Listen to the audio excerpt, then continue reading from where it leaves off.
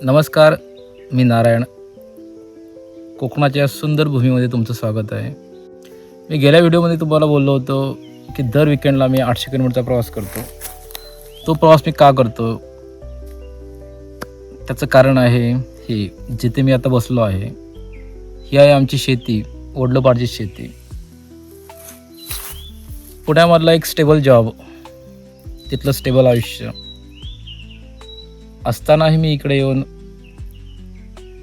800 किलोमीटरचा प्रवास करून शेती करतोय. चला तर मी तुम्हाला आमचं शेत दाखवतो.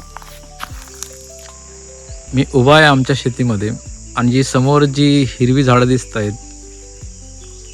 त्याला आमच्याकडे लिंगड म्हटलं जातं आणि लिंगड ही कुंपणासाठी वापरले जाते. त्याच्या आतमध्ये आमच्या वडिलांनी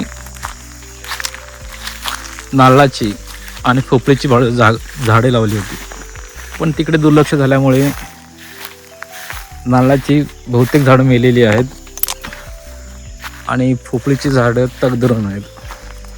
या पूर्ण बागेला आणि आता जिथे मी उभा आहे त्या एरियामध्ये,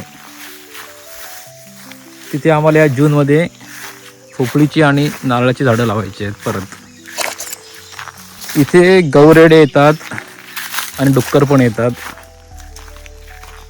आणि जे नारळाला जे रोग होतो त्यामुळेही अशी ही नारळाची जी झाडं आहेत ती मुळापासून कुजून जातात आणि गौरेडे किंवा जे तत्सम प्राणी असतात डुक्कर ते पूर्ण ह्या बागेची वाट लावून टाकतात.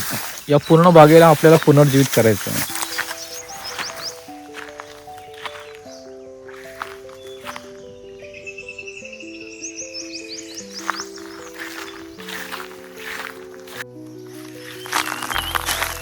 जॉब सांभाळून शेती करणं हे एक खूप मोठं चॅलेंज आहे, कारण आम्हाला शेतीमधलं शून्य नॉलेज आहे. प्रत्येक गोष्ट जसं आपण ट्रेनिंग पिरियडला असतो आणि प्रत्येक गोष्ट शिकवली जाते कंपनीमध्ये, तसंच इथं पण तसंच आहे की आम्हाला प्रत्येक गोष्ट शिकावी लागेल, बघावी लागेल. इथे आमची काजूची बाग होती, पण आम्ही त्याचा मेंटेनन्स केला नसल्यामुळे हेच पूर्ण जंगल कसं झालेलं आहे. आणि हे पूर्ण जंगलामध्ये वडिलांनी आमच्या काजूची बाग तयार केली होती आणि त्याचे दरवर्षी ते मेंटेनन्स करायचे, पण त्याचं वय वाढत गेलं, शरीर साथ देईना, त्यामुळे सगळ्या गोष्टी राहून गेल्या. पण असो,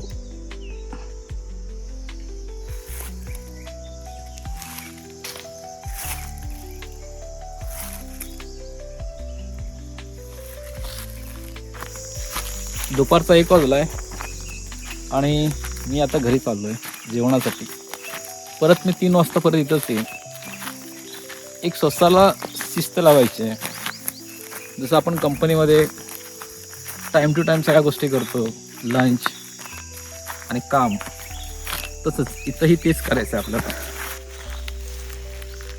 या पूर्ण बागेला पुनर्जीवित करणं आणि परत अशीच बाग तयार करणं हे आमच्या कुटुंबाचं स्वप्न आहे. आपली जी वडलोपारची जमीन आहे त्यामध्ये सुपारीची, काजूची, आंब्याची झाडं लावणे, नुसतं झाडं नाही लावणे तर त्याचं जतन करून त्यातून उत्पादन घेणे, हा जो आमचा प्रवास आहे, आमच्या कुटुंबाचा प्रवास आहे, तो मी तुम्हाला माझ्या व्हिडिओच्या माध्यमाने दाखवणार आहे. मित्रांनो, हा प्रवास माझा एकट्याचा नाही. तुमच्यातील बहुतांश लोकांना आपल्या मातीकडे परतण्याची इच्छा असेल, पण काही कारणास्तव परत येता येत नसेल. माझ्या या प्रवासातून तुम्हाला प्रेरणा मिळेल अशी आशा आहे आणि तुम्ही नक्कीच परत याल आपल्या मातीकडे, आपल्या कोकणामध्ये. शेतीचा हा फेरफटका मारताना मला असं जाणवलं की सगळं सोपं आहे. इथे खड्डे मारायचे आणि झाडं लावायची, पण जसे जसे दिवस पुढे जातील त्यावेळी माझ्या लक्षात येईल किंवा आपल्याही लक्षात येईल की शेती करणं एवढं सोपं नाही आहे, कारण ही शेती पूर्ण निसर्गावरती अवलंबून असते. आणि हा जो एरिया आहे इथे ना इलेक्ट्रिसिटी आहे, ना कसली कोणती सोय नाही आहे. इथून मनुष्यवस्ती 1.5 किलोमीटरवरती आहे आणि आपण ज्यावेळी इथून संध्याकाळी 5 वाजता जाऊ किंवा आता आम्ही तर विकेंड शेती करणार आहोत, त्यामुळे इथं पूर्ण राज्य हे जंगली प्राण्यांचं असणार आहे.